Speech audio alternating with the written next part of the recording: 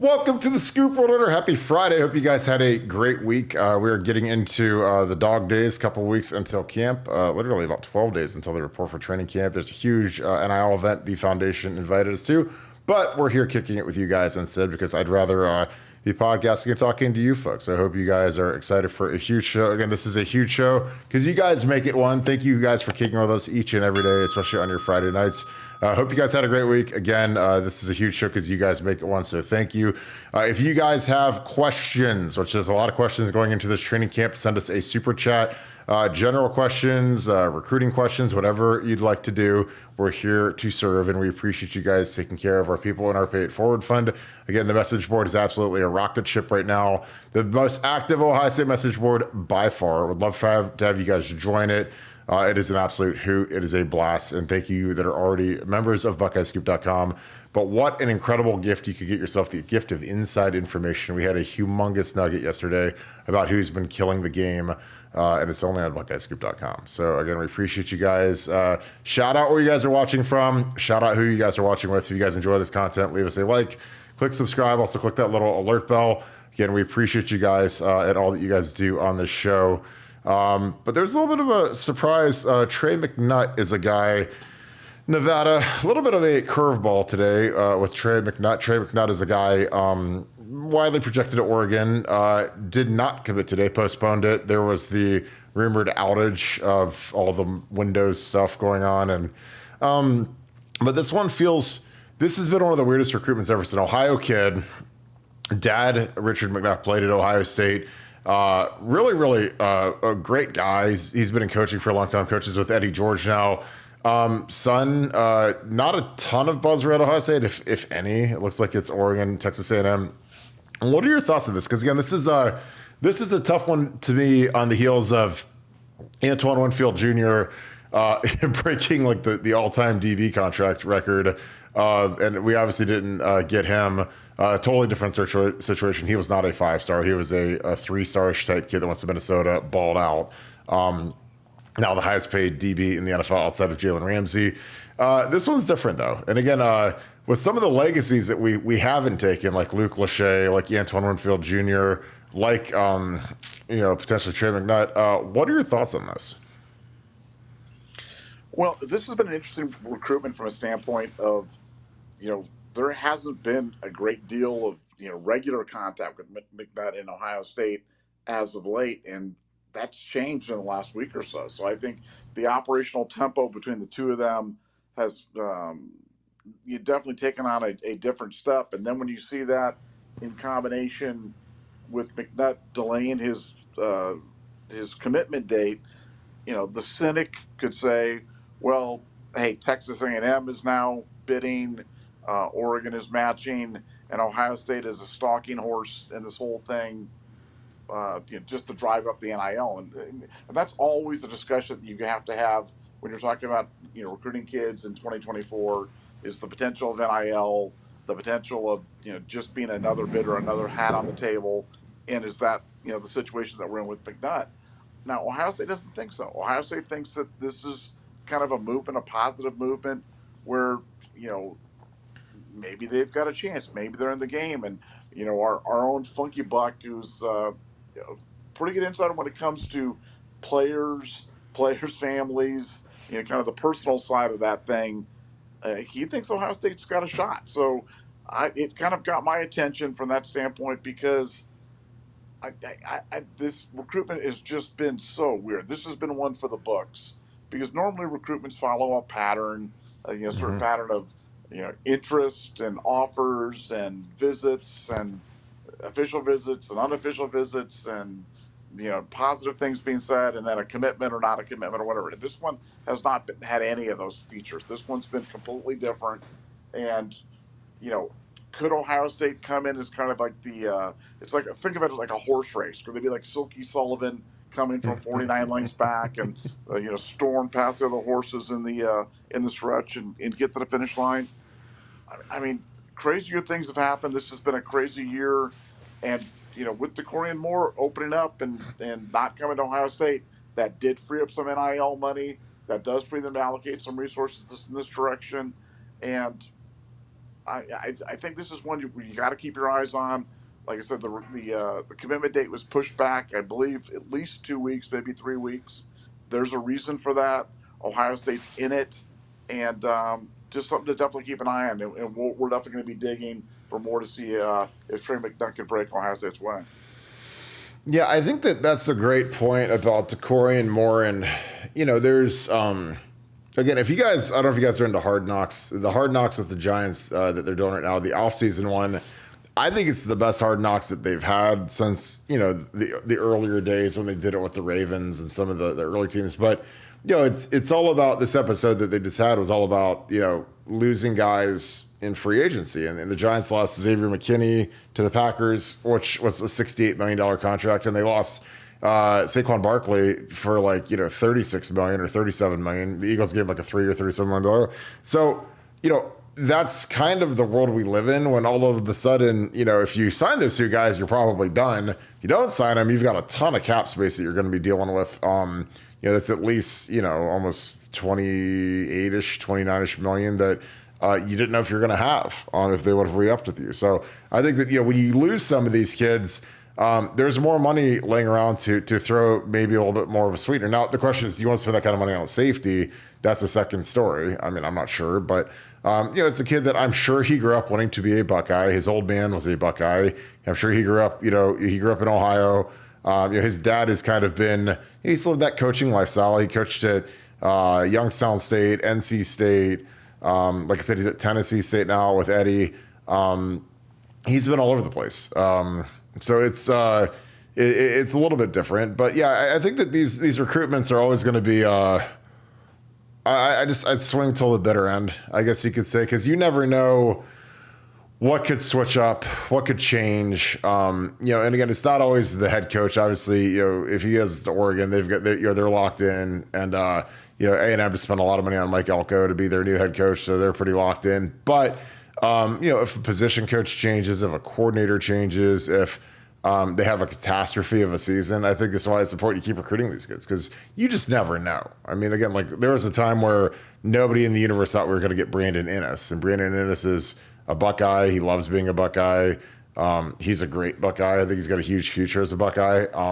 But going at this time during his career, when he was a senior, it was Oklahoma, and it was Georgia, and it was everybody except us. And he committed to Oklahoma, and we just kept on him, kept recruiting him, and we get Carnell Tate, and then you get Innis, and the rest is history. Then that helps us land JJ, JJ Smith, which is going to be an absolute boon. So, I think that's the promising thing about the way we're recruiting and what we have going on right now. Like, I think there's a lot of momentum around Ohio State. This is a team that these kids are all playing the video game now, and the video game is stupid as this is going to sound, is actually a great recruiting tool, because when kids load up the video game and they say, wow, Ohio State's the number 2 team on it, and I'm going to try them and play with them, and they're good, and I want to go there and whatever. I never used to think that would hurt. I mean, back in the day when we had athletic quarterbacks like Troy and Terrell Pryor, kids would love playing with Ohio State, because you always want the athletic quarterback because you can scramble all over the place in those games. And I would hear that from recruits. I grew up playing as Ohio State on the video game because they were really good. And now I really like Ohio State. So again, I know that sounds like the dumbest thing of all time, but it's a real thing. And I don't think it's a bad thing for Ohio State. I really don't. Nevada, we're getting into the last 2 weeks of summer conditioning, a big NIL event tonight. You had that great nugget yesterday on BuckeyeScoop.com. I know you've got more coming in the next week or so. Where are you at with this team? Because again, I think that the Chip Kelly Will Howard stuff I thought was magnificent to read about on BuckeyeScoop.com. But this team has got a great energy. I think that they're really tight. I think that one of the big advantages of the new structure of classes, where they have predominantly online classes now, is that these guys get to spend a lot more time together. Because once you get into your majors and you're in a certain discipline at Ohio State, you don't usually see a lot of your teammates in class. I didn't. When I was a history major, I don't know if I had a single class once I declared my major with one of my teams. I might have had one, but not many. But I know that, when you start off in the early stuff, the freshman stuff, you're all together. But, now these guys that are online, they get to go golf all the time. They get to hang out all the time. It's a lot I think there's a lot more of an opportunity to gain camaraderie because of that. But where are you at with this team, Nevada?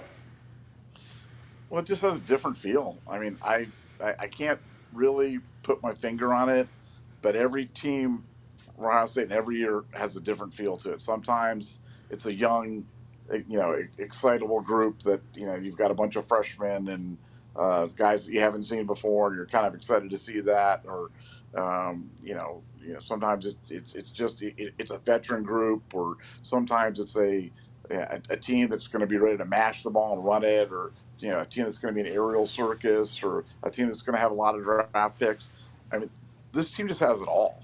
This team just has it. I mean, when your biggest concern is which Aussie punter is going to be the punter for you right now, then these are high quality problems for you. And I don't know. This team has a quiet confidence about it. The guys, they know they're good. They expect to be good, and that's a big part of it, man. That type of confidence in anything, football, hockey, life, business, whatever, it's everything. And this team knows that when they roll it out there, that they truly believe that they have the best offense and the best defense of anybody in the country right now. And they believe that they should win every single game. They should win every single game convincingly. And that's not the story of every Ohio State team. And you know that you've been on these teams, and I'm not telling you anything you don't know. I mean, sometimes you go into a season and you're an underdog, or you're picked third to finish in your division, or whatever. I mean, there's lots of different things. That's none of that's with this Ohio State team. This Ohio State team is the chalk. This Ohio State team is loaded with stars. It's loaded with leadership. Sometimes you can have great teams but not have a bunch of leaders. You have guys that aren't vocal guys, aren't real leaders, aren't those types of guys that can hit. Man, this team doesn't lack that. It's going to be a challenge for Ryan Day to kind of limit the number of captains this year, because you've got so many guys that are leaders in the truest sense. Leaders that can lead on the field, can lead vocally, can lead via experience, and I just think that's such a luxury for Ohio State when you combine that with a veteran staff of guys. It's probably the most experienced, most accomplished staff that we've ever had here at Ohio State. It feels like a special season, and I'm just telling you, from having done this for a long time, they don't all feel that way. They all feel good because we're Ohio State, and we haven't had a bad season, since the 6-7 debacle of the interim coach year. But we've been blessed that we just don't have bad seasons, and it's been so long, I think people forget what a bad season feels like. But this one just feels totally different. This feels like it's like everything's kind of fallen our way. We've been able to even stay healthy, keep guys happy, keep guys motivated, and to me, that's the big story of the season is the depth, the quiet confidence, and just kind of the feeling that this team's about to accomplish something really great, and that we get to all see it. And that's kind of where I'm at. Yeah, I'm excited about this year because I think that we've had some pain. Again, Jim Tressel's like the GOAT when he talks about motivation and what's going on with the pain stuff, because he talked about that 12-0, or excuse me, that the 14-0 team in 2002. They were, you got to understand, man, those guys, his first year, man, they go from, Coop's last year, I think they were 8-4. He gets fired. Obviously, they had that ridiculous bowl game where they didn't really show up for South Carolina. Then Truss's first year, they're 7-5. So, I mean, no one's lining up to give Jim Tressel an extension after a 7-5 first year.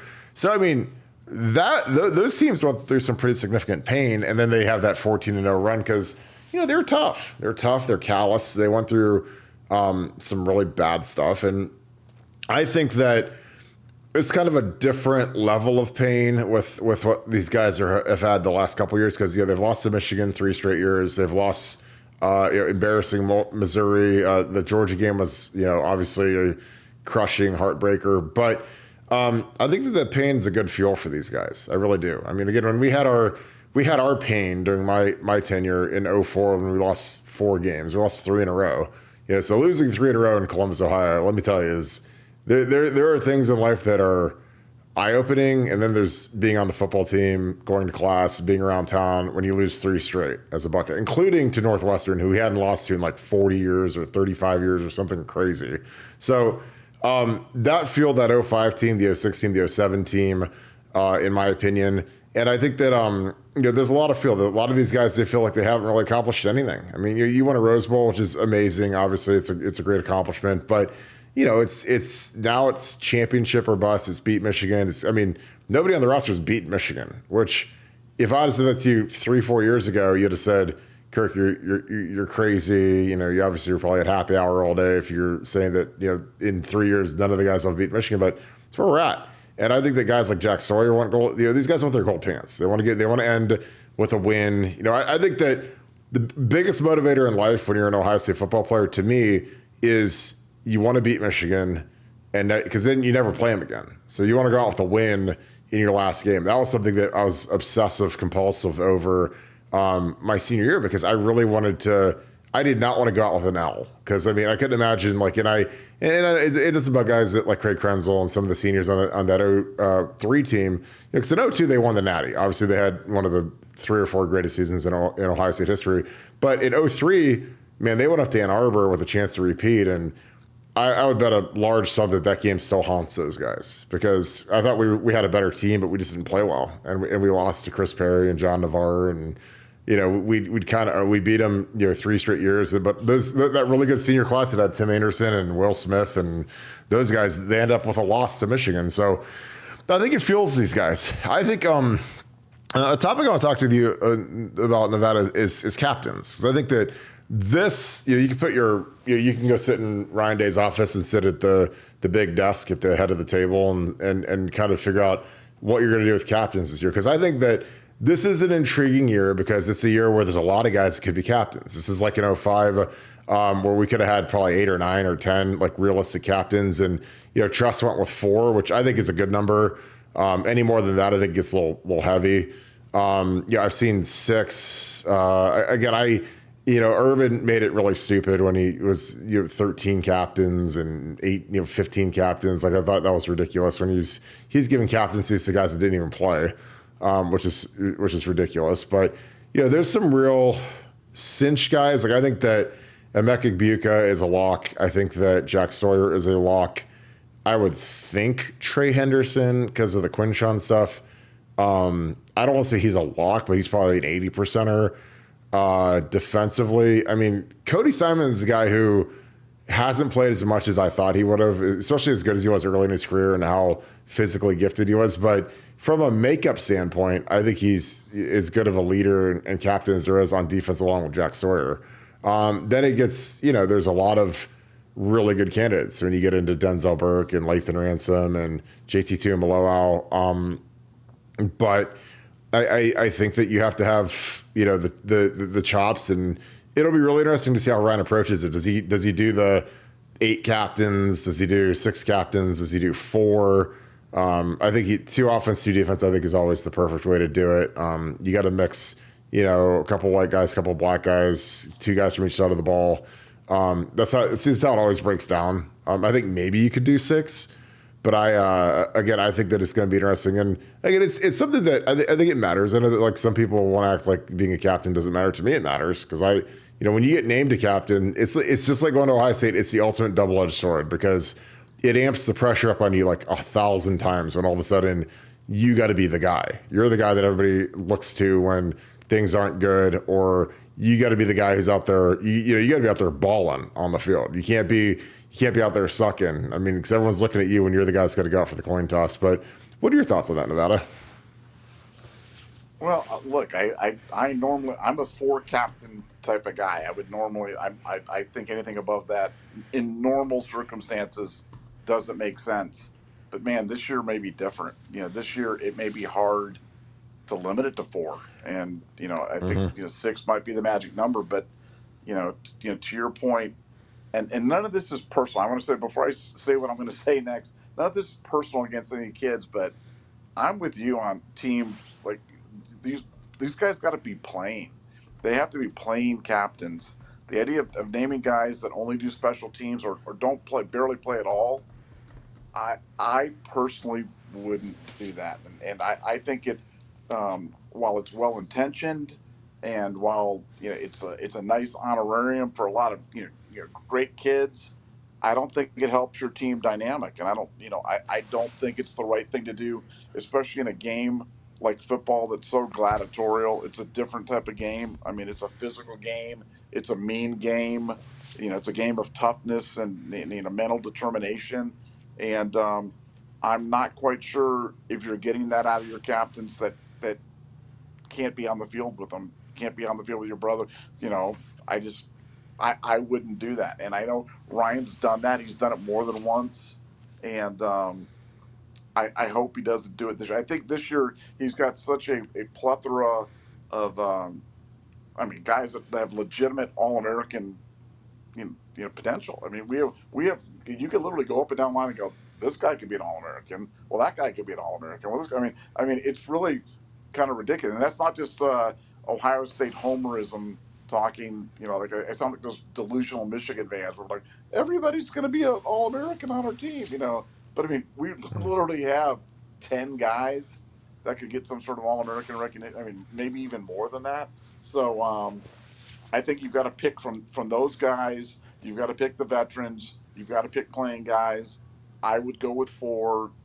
He'll probably go with 6, but it's a first world problem for sure, because we have a ton of guys that are in a position to provide that type of veteran leadership, that type of inspiration to other guys, and that's not always true. Sometimes you have trouble finding one.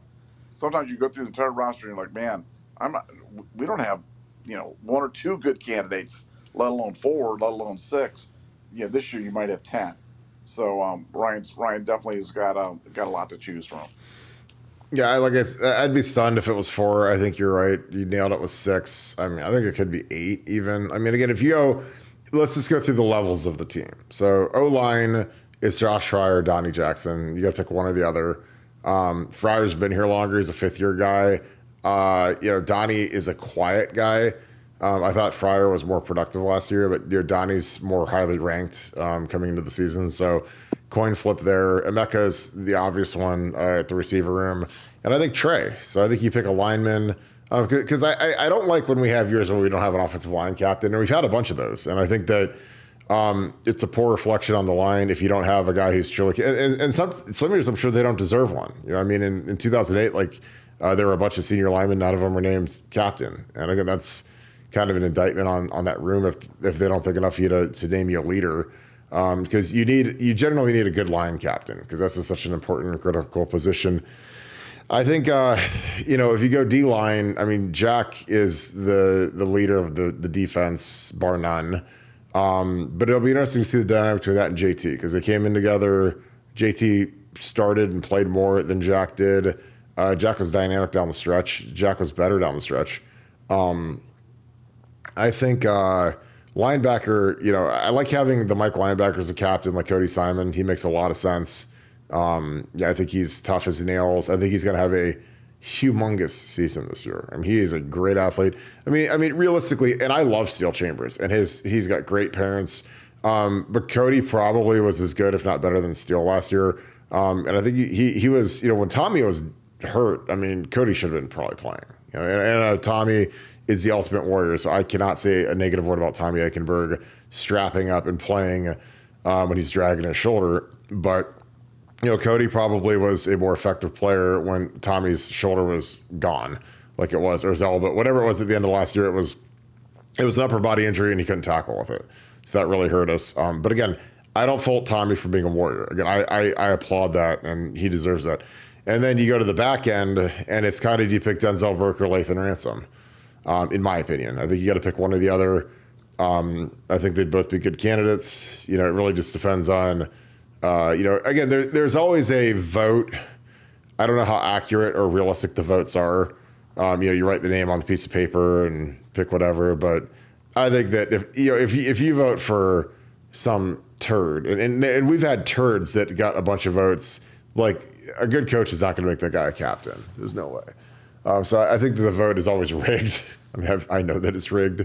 But yeah, I think it'll be It'll be fascinating because I think it'll say a lot about this team and a lot of these guys have had big off seasons now. I mean, for some of these guys, like guys like Cody Simon, man, it's boys to men, man. It's the end of the road. This is it. I mean, you're trying to if you want to go play football next year and be in a training camp somewhere, like you got to go get after it. And I think that something that motivates guys like C.J. Hicks and Sonny Styles and Cody Simon is like, I mean, Steel Chambers already been cut once. He already got cut by the Lions. He's kind of already bounced around the league a little bit before training camps even started. So, he started over those guys. So I think those guys realize that they better turn up a little bit and say, hey, look, if Steele's getting cut and he was better than me last year, I better take a few steps forward because, in the league, they don't wait around for you. I mean, if you're not showing it early, and Steele, the crazy thing with Steele is he didn't even get a chance to put the pads on. I mean, he was in OTAs and got cut, which isn't a great sign. And again, it's not the end of the world, but the Lions, which is a great organization, gave up on him, and he's I don't know where he's at now. I think it's with maybe New England, but yeah, he's got a little bit of a road to go. And then we get into camp. The first few are open to the public. We'll have nuggets galore all throughout training camp. What are your favorite parts about training camp? Like, I know that this is a different year because there's not a real quarterback competition because Will Howard's going to be the starting quarterback. But is it hearing about the new formations, hearing about the running games, hearing about the scrimmages? What are the things that really intrigue you going into? First, let's just talk about a training camp in general, and then let's talk about like specifically this 2024 Ohio State football team. Well, I mean, look, I think training camp. Look, you and I both don't believe there's a quarterback competition. I can tell you what, Devin Brown believes there's a quarterback competition, and whether that's true or not, it's going to be fun to see. I'm so proud of that kid that he stuck it out because in these days and times, that was not a odds-on thing to happen. A lot of times, they bring in somebody else. Kid next day, the other kids bolt out the door, and for me, it's just a quarterback. Seeing how much people have kind of progressed from the spring to the fall, where you look at it, you look on the calendar, you're like, okay, that's April to August, April, May, June, July. That's 4 months. How much can bodies change? How much can kids change? I mean, and the answer is a lot. And so for me, it's always, one of the funnest things about just the camp in general is just seeing the body transformations. Who's grown up, and we see it in hockey all the time. You see kids go home for Christmas break, and I'm not kidding you. They go home for Christmas break, and they come home after the first of the year, and they're a different person. They maybe they went home and they realized, man, I don't want to be here. I really want to be back at that thing. The town's kind of small and dumpy, and man, I'm bigger than this. They start walking different and talking different, and they play different. And I think when you've got football where it's been 4 months, and you've got guys that have been just completely dedicated themselves at their diet, their workout regimen, their mental focus, their commitment to the game, whatever it is. It's always fun to kind of see because you never know who it's going to be. You and I can sit here and go, it's going to be this guy, it's going to be that guy. We don't know. We don't know because some guys have got that fire burning deep within them, and all of a sudden they're going to come back and we're going to go, oh my God, where did this kid come from? This kid is just absolutely balling out and kind of doing his thing.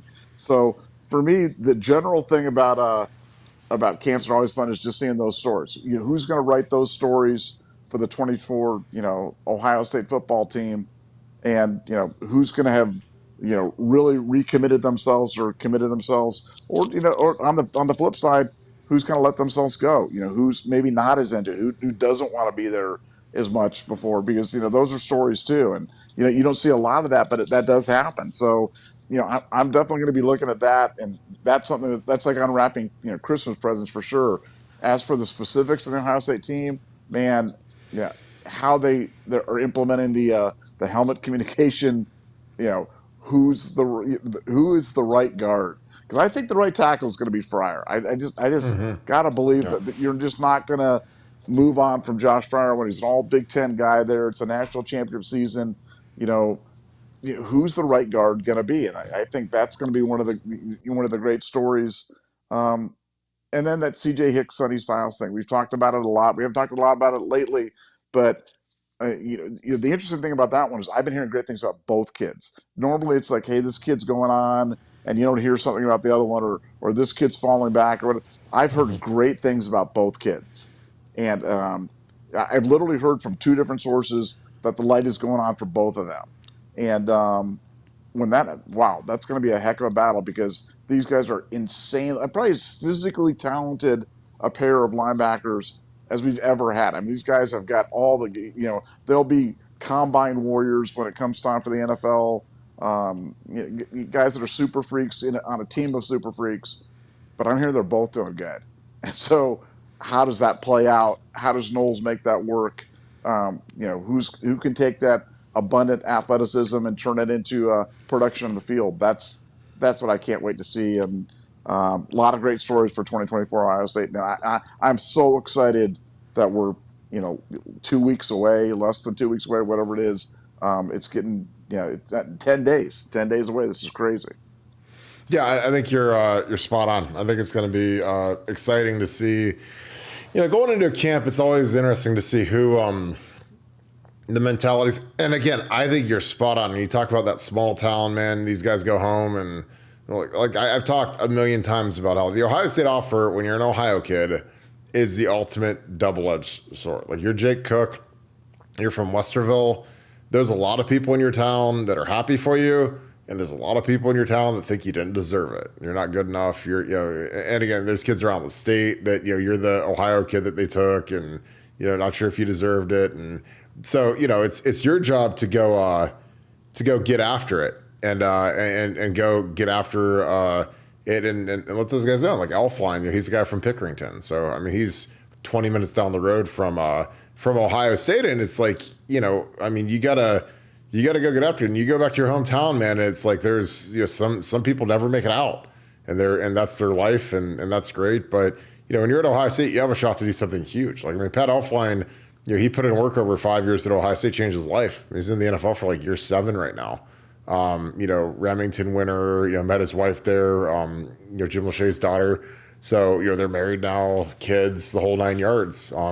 So if you go do it, I mean, your life can completely change. Billy Price, same way, met his wife, great family, just retired from the NFL with his heart deal. So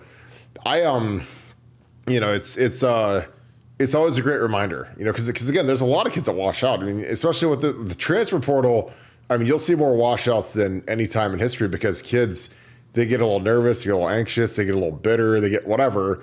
They feel some kind of way, they get in the portal, and then all of a sudden, they don't get picked up. That's the dark side of the portal is a lot of these kids they don't land anywhere. And not necessarily Ohio State kids, but kids from smaller schools. But some Ohio State kids, they don't land anywhere. Like I mean, from an NFL perspective, Mine Williams would probably be our number 3 this year if he'd have stayed, but he declared early and he hasn't been picked up by anybody. So it all ends at some point. So you have a real opportunity at Ohio State. And in training camp, when you're a young guy, I think you have to work to establish what coaches can expect of you. And again, you're not going to be perfect on the techniques, especially when you're brand new. But you can give a lot of effort, and you can be the guy that embraces training camp. Because when I was a freshman, I mean, I just kind of embraced it. It sucks. I mean, especially back when we were freshmen, we had 2 days every day. They don't have 2 days at all anymore, which again, it's I don't know if that's a good or a bad thing. I think it's a bad thing to not have 2 days anymore because I think that 2 days actually make the game safer because you actually have more fundamental, how to tackle, how to block. Now you're going to be more sore, but like 1 a day is like one of the biggest jokes in the world when I was in the NFL and in college is that the 1 a days were worse than the 2 a days because the 1 a days, like instead of having like a 2 a day, you have meetings all night. So you're in meetings and every team has a big walkthrough now, where you basically walk through 40 plays, which is a lot. And again, it's not a slow walkthrough where you're just kind of moseying around. It's like a fast walkthrough. It's almost like a practice. So I think that the tackle thing is going to be really interesting because I think it's Josh Fryer is the heavy favorite. George Fitzpatrick's had a great summer. Tigra, I think, is in the mix at guard. I don't think he can play tackle, not at a high level, not because he can't pass protect, not well enough to do it. Again, not hating on Tigra. I'm just looking out for what's best for the kid. And the problem with when you play tackle and you're playing at Ohio State, or especially the way it is now, like we don't run the ball anywhere near as much as we used to. So you have to be a great pass protector to keep the quarterback upright. When I played, we were a lot more 50-50. We ran the ball 50. We might have even been 55 run, 45 pass, whatever, which I liked because I liked the physical brand of football. But when you get these different tackles intermixing, it literally comes down to who can pass block the best. Like what is the best pass blocking 5-man offensive line? I mean, the left side center are locked in and ready in ink, and then it's just Josh. Is Josh Fryer? Do you want to really spruce up that interior and put the senior 5th-year guy at right guard, which is a position that I know he prefers to play and the position he'll play in the National Football League? Or do you want to keep him out at right tackle where he was good last year? I mean, again, was he perfect? No. But he was all Big Ten, first team all Big Ten, which is incredible. Now, it was a bad year for tackles outside of Olu from Penn State, but still made first team all Big Ten. Can't take that away from him. So I think that Carson Hinsman's a different cat. He went to the LaCharles Bentley Center Summit, did great. Obviously LaCharles and I are very, very close. So he did, and LaCharles, if most of you guys, I don't know if you guys know LaCharles Bentley, but there isn't a human being on this earth that minces fewer words than LeChuck, because LeChuck is a guy, if he likes you, you know it. If he doesn't like you, you know it. I mean, where you stand with LaCharles, which again, I like that. I appreciate that. But yeah, he had really nice stuff to say about Carson, and guys like Carson and some of these young guys, I think it'd do them really well to get with LaCharles, and because he's got a gym in Cleveland now, which he hasn't had in 12 years or so. He moved out to Arizona, but he just opened a new gym in Cleveland, and it's beautiful. And I'd spend my weekends going up there and getting some work in if I was those guys. But the clock's kind of drained down to zero with a couple weeks left. But anything you can do to get better when you're trying to win a spot, I think it's critical. Because again, I've been in position competitions, and you can't not have a great day. Everyone's gonna have a bad day, a bad practice, a bad rep, whatever. But you got to really work to minimize it. And with the offensive line, the way LaCharles has developed Taylor Decker and those guys, they're so methodical. It's so rigorous. It's so smart. So happy for LaCharles. I'm happy for those guys that take the time to train to them, because I think it really makes them into better players. And it's a lot of unnatural movements that you really have to skill develop. And the O-line is the hardest thing on the field to teach, coach, and develop. And LaCharles has gotten really good at it. There's no jugs machine for the O-line. You can go hit a sled, but that's not like hitting a real human being. It's way different. Nevada, as we get into the early part of the season, the Oregon game, it's really going to be, I think, a tale of a couple seasons. Obviously, we've got the preseason where we play turds, then we have a bye week. Then we kind of ramp up Michigan State, Iowa, into Oregon. Then we have a bye week. What's your realistic expectations of the next, 7 to 8 weeks? Because I think that, Ryan is really tight with Truss now, and Truss talks a lot to Ryan. And, Truss, when we had these kind of soft openers where it was, Akron and Western Michigan, he would just keep it going Marshall. He would keep camp going all the way into preseason. Like he would have us going 1s versus 1s a ton, physical practices. Because he didn't think that those teams, and again, he would never say this. He's not going to denigrate them, but they're not going to get you sharpened up for Penn State and Michigan and those things. But for me, going against Cam Hayward and Vernon Golson live in practice every day, that'll get me ready for anything. But what are your thoughts on what do you think Ryan should do? Should he keep the heat turned up into the preseason? Well, I think they're going to. I think this is a whole new world with this expanded playoff. I think they've got to manage the team a lot differently than they have. I think they've got to manage this team almost like an NFL team. And I think that Chip can draw on his experience from the NFL. I mean, Ryan was in the NFL, albeit for a very short time, but I think they've got to manage this like an NFL season. I think they've got to look at the first few games almost like exhibition games, almost like you would and play them accordingly, because in the NFL, it's a long season. It's all about attrition. It's all about peaking at the right time, being healthy come playoff time. Health above everything else, health above home, because you've seen many, wild card teams get hot, go on the road the whole time, and sweep all the way to the Super Bowl because they're playing their best football at the end. They're the healthiest at the end, and they're going. Um, that's kind of where we're at now. We're in an NFL model where you're going to not have to only beat your rival, not only have to win your championship game, which is almost like a first round of the playoffs, and then go on and win 3 or 4 more playoff games all the way to the college Super Bowl. So I think it's going to be different. I think he's going to back it off. I think that they're going to really bring guys along slowly. Be very sensitive to load management, um, and maybe even to a point that we've never even seen before. Now, for a team like Ohio State, because we're so deep, because we've got 5 quarterbacks, and because of the new redshirt rules, it's not like the old days where if you played a guy one play, you played Sammy Maldonado one play that he lost a year of eligibility. Like you can play guys and still protect their eligibility. Still get them out there on the field, get them some experience. I think we're going to see more of that in the early season than we've ever seen at Ohio State before, and it's going to feel almost like an NFL exhibition game, which is going to be odd, but I think it's necessary given the rigors of the expanded season. Yeah, I totally agree.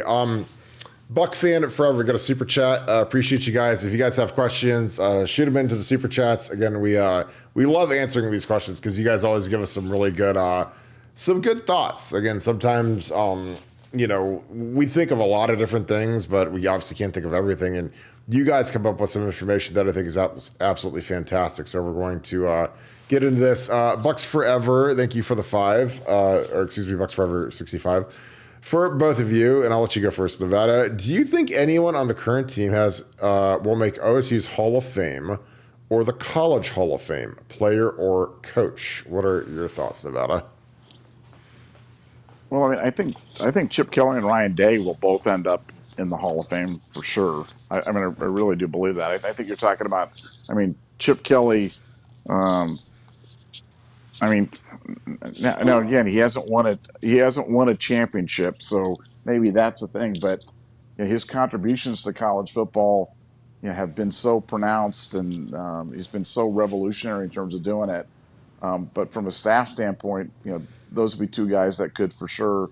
I think J.J. Smith is a guy that could go down to the annals as one of the, he's a guy that literally before he has played a down of college football is already being talked about from serious people, not just Ohio State homers, as being the best wide receiver in all of college football right now. And that's pretty crazy. So I would say from a coaching standpoint, we've got a couple of candidates. From a player standpoint, now again, Hall of Fame, as you and I have discussed, the OSU Hall of Fame doesn't even have Burt Carton in it, which is a crime against humanity right there. So I'm not sure which Hall of Fames we're talking about here, but like the real Hall of Fame, I'll say J.J. Smith is the most likely candidate to make the real college football Hall of Fame. Final answer from Nevadabuck. All right. Let me go through this because I think that obviously if you have a good run in the NFL, it obviously buoys your chance to get into the Ohio State Hall of Fame. That's a huge part of it. Some of my teammates like James Laurinaitis is in, Malcolm Jenkins is in. Good combo platter of guys that had huge NFL careers and great college careers.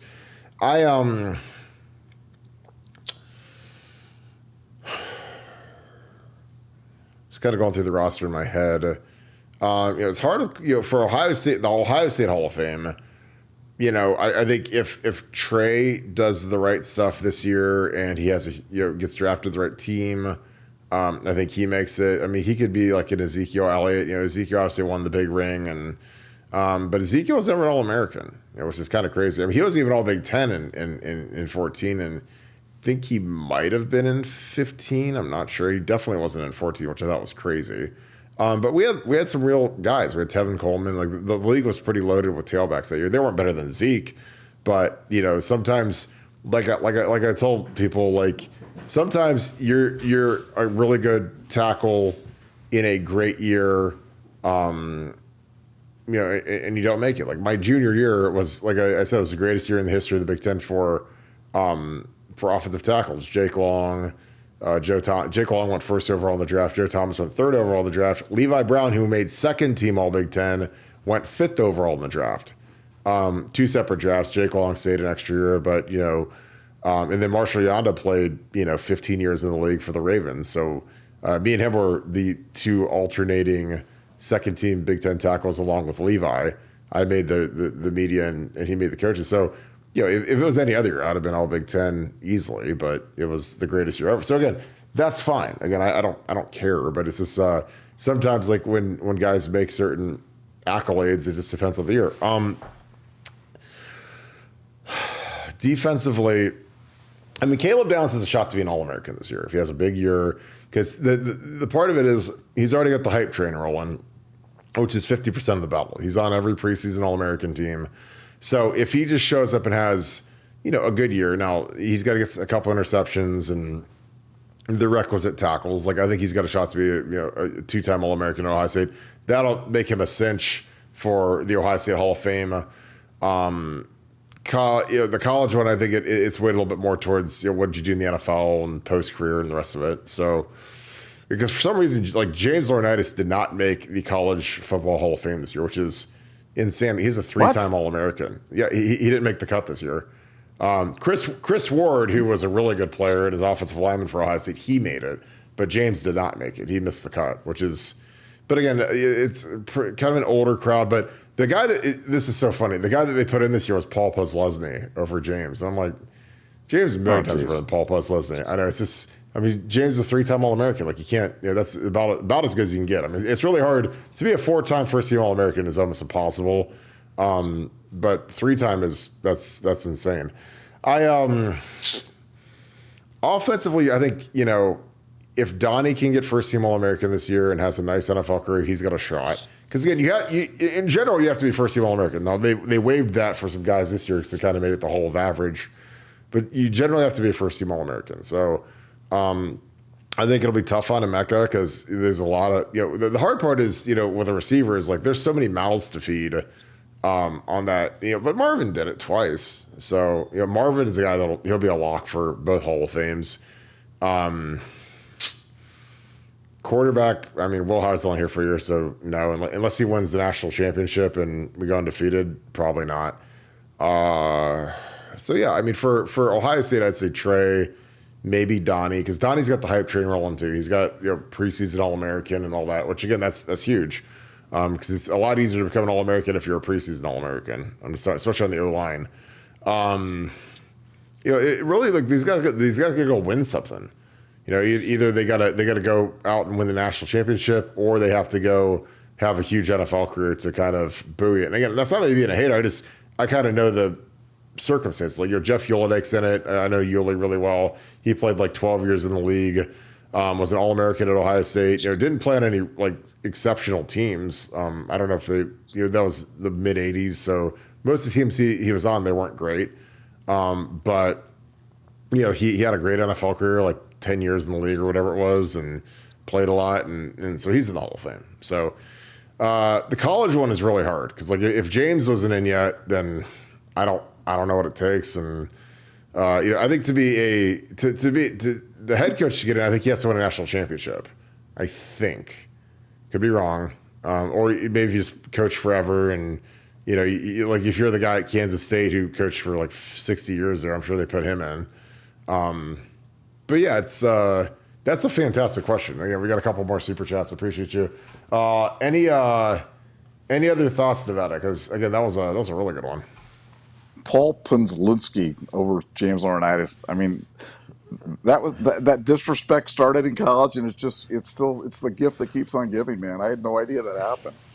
Well, that was with AJ. I mean, AJ, Paul was my age, and AJ was a year older than us. Paul played as a freshman, obviously as a linebacker. All linebackers that are good play as freshmen. But Paul's junior year is when he beat AJ for the Buckeyes. And Crazy. it literally was based on our game. They beat us in '05.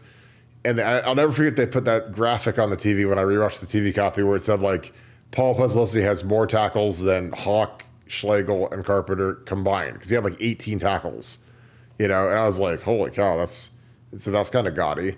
But he wasn't better than AJ. There's not in any universe is he better than AJ Hawk. And played against them both. I mean, AJ's not even in the same universe. AJ was much quicker downhill, but just my opinion. Another super chat, Nick Ma, 71, thank you for the 5. Appreciate you, my friend. Knowles and Day both said Gabe Powers got a lot better in the last year and improved his physique. The linebackers are deep. Nevada, your thoughts on Gabe Powers? Dude, I mean, he's one of my favorites. I mean, I love that kid. I think it's a crowded room, so you end up talking a lot about Cody Simon and C.J. Hicks and Sonny Styles, but I love Gabe, and he's a throwback, man. I mean, he's one of those old time linebackers that just goes out there, super athletic, makes plays, knocks guys backwards. Would not surprise me at all to see him in the mix. In terms of, I mean, the only reason we don't talk more about him is just because he's got guys that are either experienced or getting a little bit more burned. But he's been good. He's been one of my breakout players. For a while I've been talking about him, hoping he's going to get his chance because I just have a feeling that if he doesn't get his chance here, he's going to go do it somewhere else. And that's not a prediction of transferring. That's not anything like that. It's just more kind of a statement of reality because I think he's that good. I know he can play. I mean, I've seen it with my own eyes. I know he can do it. And as we talked about earlier in the show with the way that they're going to approach the season, with the way that they're going to be more, playing more guys and stuff, you're going to see it too. You're going to see him get on the field, and you'll immediately be like, "Oh wow, who's that guy?" You're like, "Oh, that's Gabe Powers," because he's a football player, and him coming in and playing well would be totally not shocking to me. And I love everything about that kid. Yeah, I absolutely totally agree with you. I think Gabe. Big year for Gabe. I mean, he's got to be a dominator on special teams. It's a long season. Cody's had injuries, so he's got to be ready to go.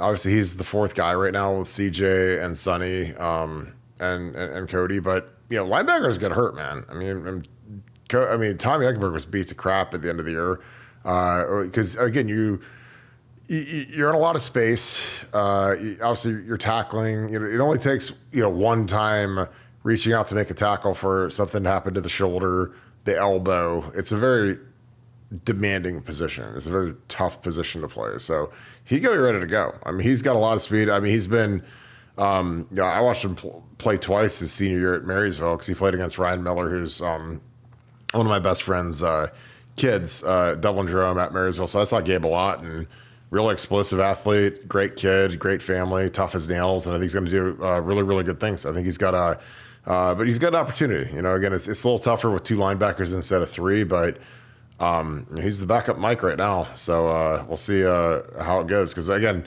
early in the season, the one great thing about how the schedule sets up is you've got major opportunities for these young guys. Because we're playing Akron, we're playing Western Michigan, we're playing Marshall. Like, them young guys are going to be playing now.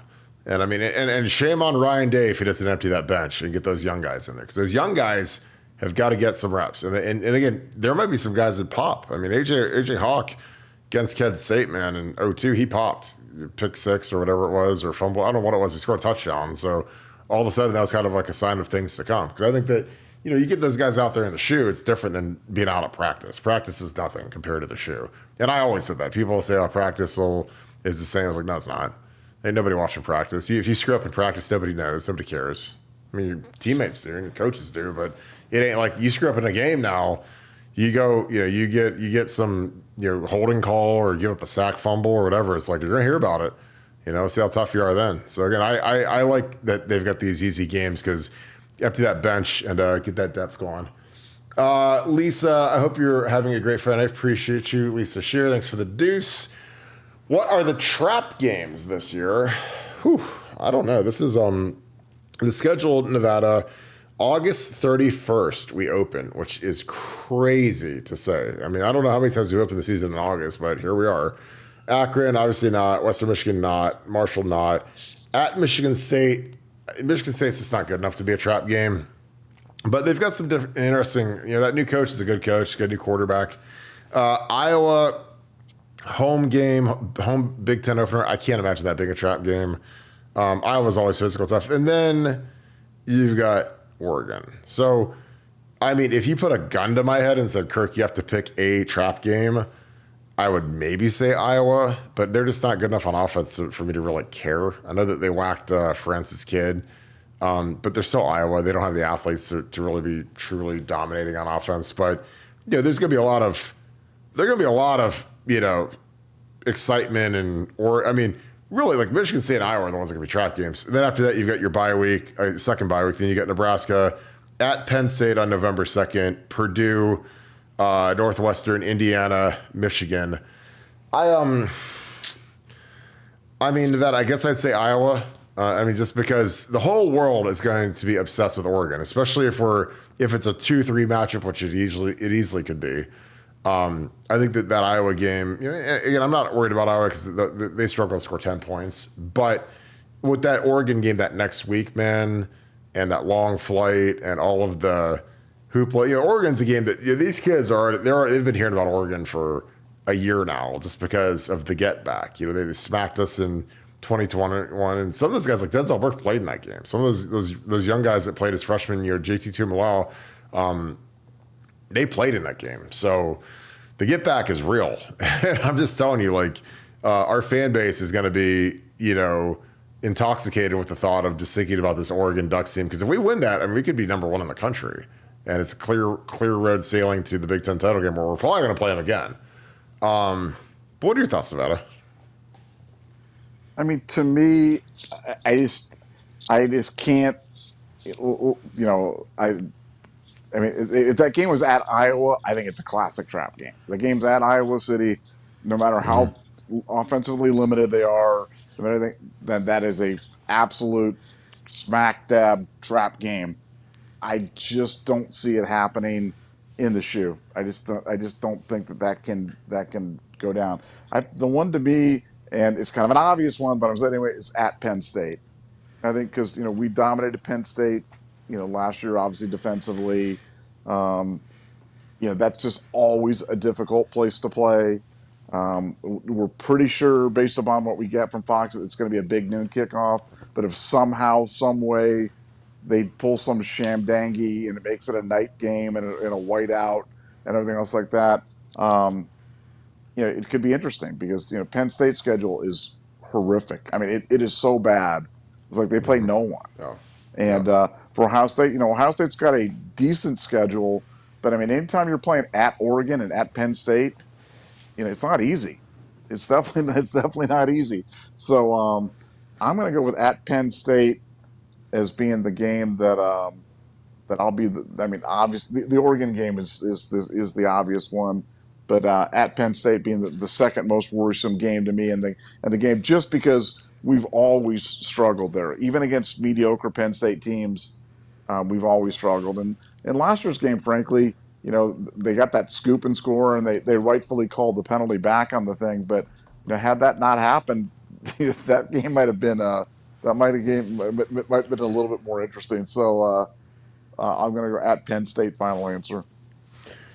What does a trap game mean to you? Like, is it a team that is kind of under the radar? Because and again, I'm not trying to disagree. I don't like playing at Penn State. If guys aren't up and ready to go for that one, I don't know. I think the Iowa game in 2017 was a classic trap game because obviously you come off the super emotional. You beat Saquon Barkley and Trace McSorley, and we were at that game obviously, and we know that game like the back of our hands.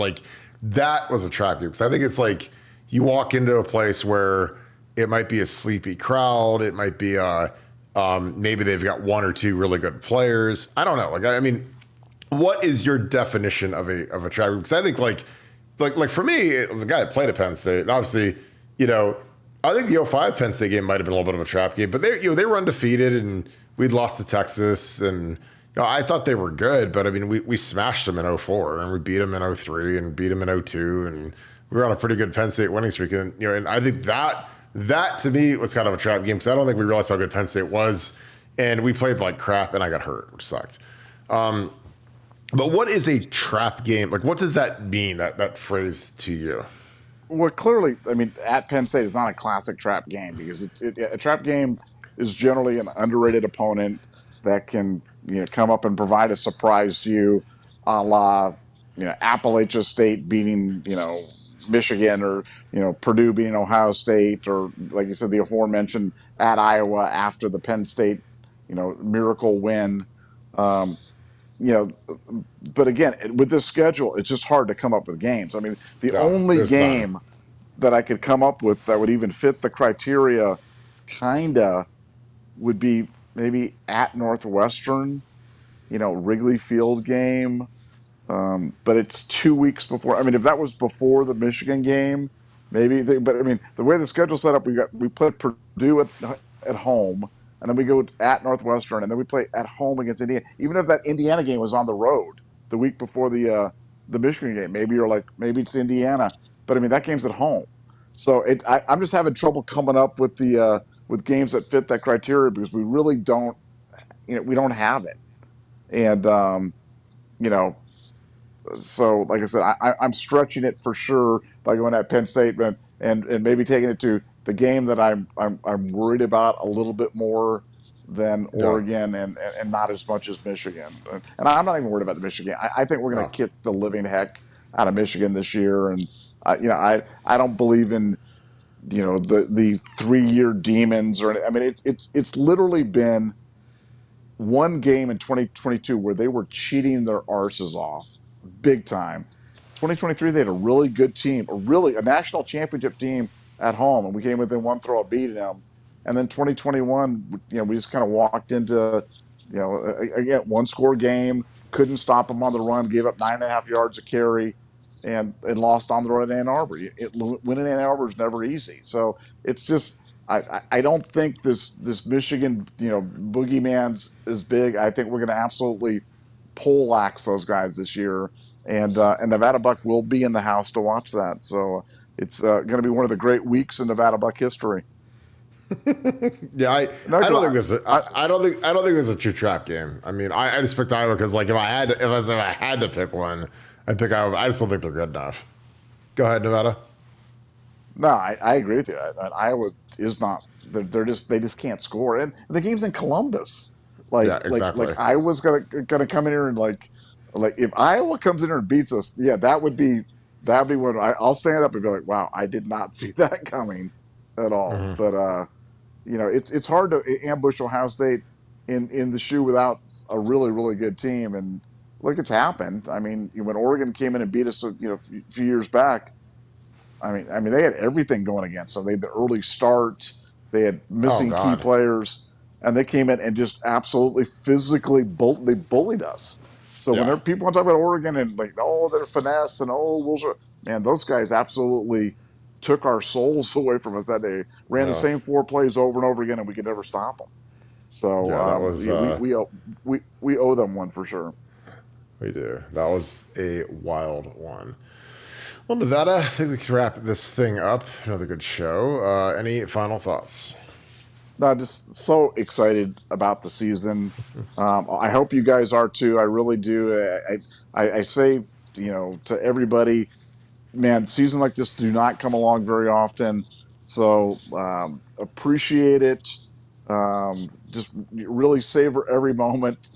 Don't get too hung up on any of the little deficiencies or try to nitpick with it. Try to show some grace to the team and allow yourself to just sit back and really enjoy the season and embrace it all because it's going to be an amazing washing over your body of water of football, and we're going to get immersed in it here in about 10 days. And I want everybody to just really really sit back and enjoy it because it's going to be an amazing ride. And I really feel that way. No. And I think maybe I'm getting more philosophical as I get older, but seasons like this do not come along very often, man. And No. don't miss a minute of it. Yeah, I absolutely and totally agree with you. That being said, appreciate you guys kicking with us tonight. I hope you guys have a great Friday night. You guys have a good time. Enjoy it. We got a couple weeks left, and it's going to be football season. About 43-ish days left, I saw. So it's almost here, folks. If you guys enjoy this content, you should join BuckeyeScoop.com. Our message board is absolutely incredible. Great group of people. Best conversation, dissertation, inside information. The best inside information by far on the teams. If you really know what's going on inside at the Woody Hayes, join BuckeyeScoop.com. I'd love to have you. If you guys enjoy this content, please leave us a like, click subscribe. Also, click that little alert bell. Again, I appreciate you guys for being on here each and every night. If you could do me a huge favor, subscribe to us on Apple Podcasts and Spotify. We're growing those platforms rapidly, and we just really appreciate you guys for all that you guys do each and every day. So we appreciate you. Shout out where you guys are watching from. Shout out who you guys are watching with. And we'll see you guys tomorrow. So thank you so much, Buckeye Nation. And thank you, Scoop family. We will talk to you tomorrow. Go Bucks.